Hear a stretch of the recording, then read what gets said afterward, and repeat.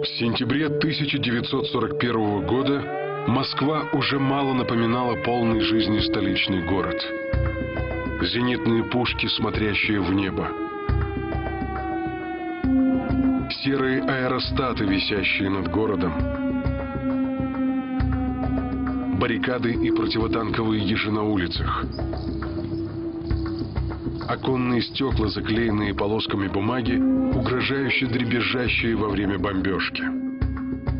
Вот так вот, чать. А ночью город погружался во тьму. Свет в окне, помощь врагу, предупреждали москвичей плакаты ПВО. Столица готовилась к обороне.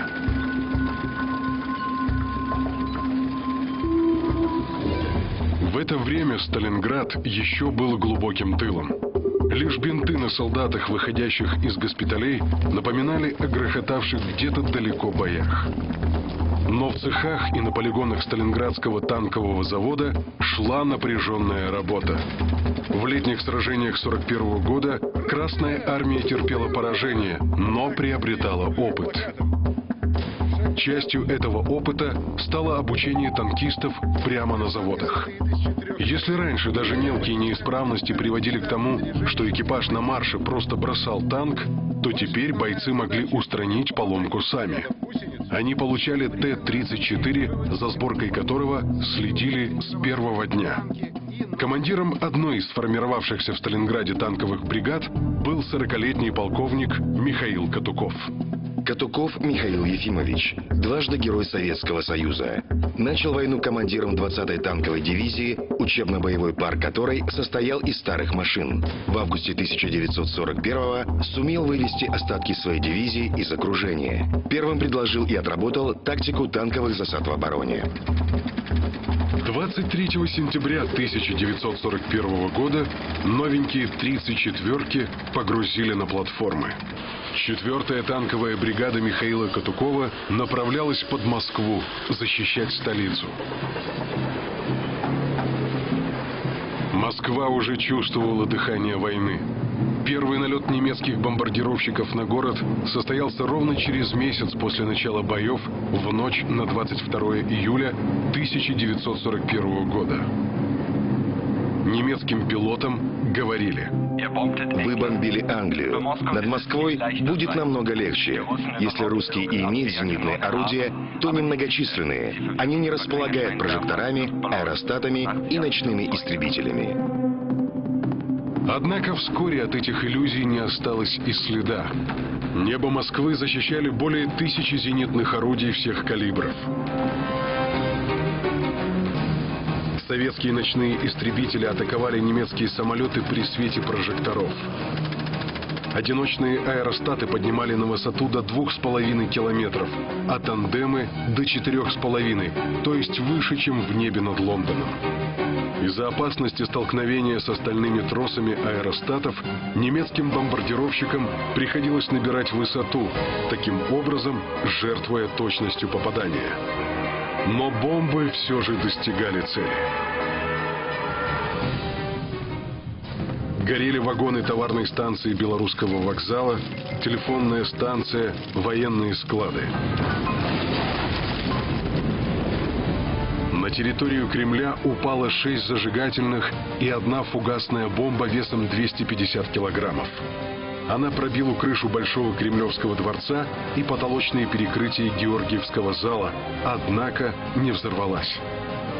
В ночь с 11 на 12 августа у Никитских ворот упала бомба в 1000 килограммов, которая при взрыве образовала воронку глубиной 12, а диаметром 32 метра.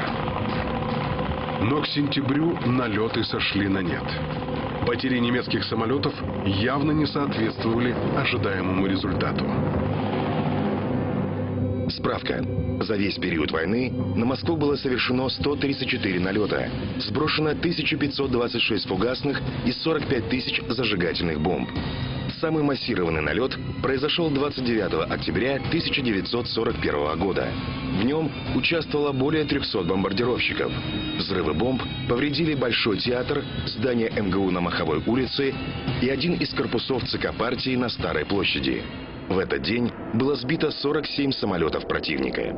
План нападения на СССР предполагал взятие Москвы в течение первых 3-4 месяцев войны. Однако бои за Смоленск задержали германское наступление на Москву на 2 месяца. Затем последовали сражения за Ленинград и Киев, и возобновить наступление на столицу немцы смогли только 30 сентября. Шел 4-й месяц войны. Советское командование предполагало, что немцы ударят вдоль шоссе Смоленск-Ярцево-Вязьма.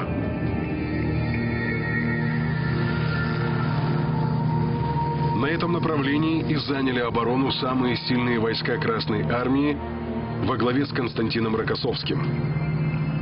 Однако немцы, любившие наступать вдоль крупных магистралей, на этот раз тактику изменили. Наступать на советскую столицу предстояло войскам группы армий «Центр». Для ее усиления от Ленинграда к Москве немцы скрытно перебросили 4-ю танковую группу Эриха Гёпнера.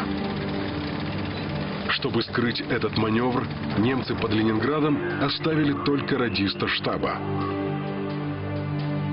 Справка. Каждый радист, работающий азбукой Морзе на ключе, обладает своей неповторимой манерой передачи сообщений, называемой почерком.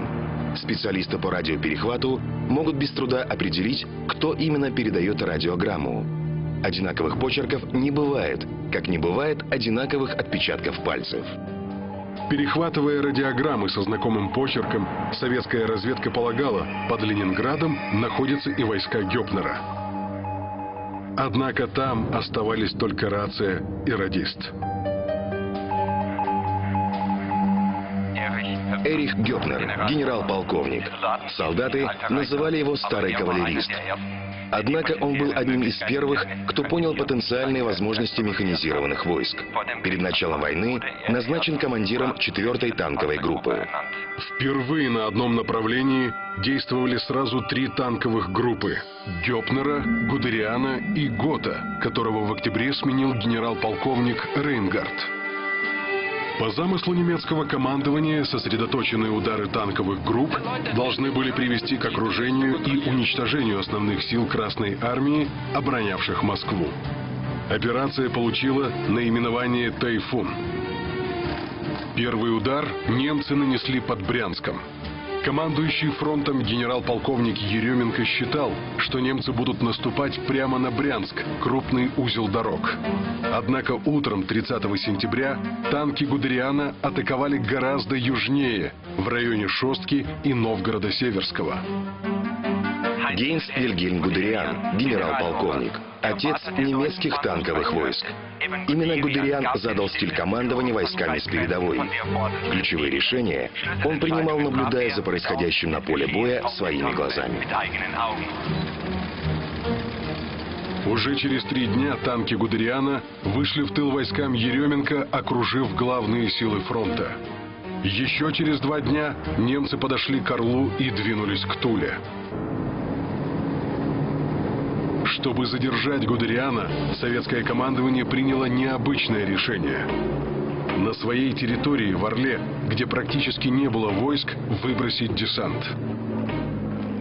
На опустевший аэродром на посадку зашли гиганты ТБ-3 и Ли-2.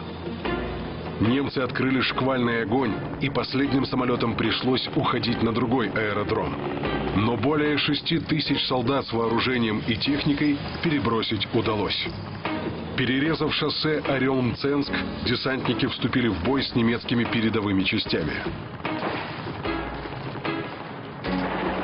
А вскоре им на выручку подошли и новенькие 34-ки из Сталинграда, 4-я танковая бригада полковника Катукова. Справка. Танковые бригады пришли на смену разгромленным механизированным корпусам. Механизированный корпус имел в распоряжении 36 000 человек,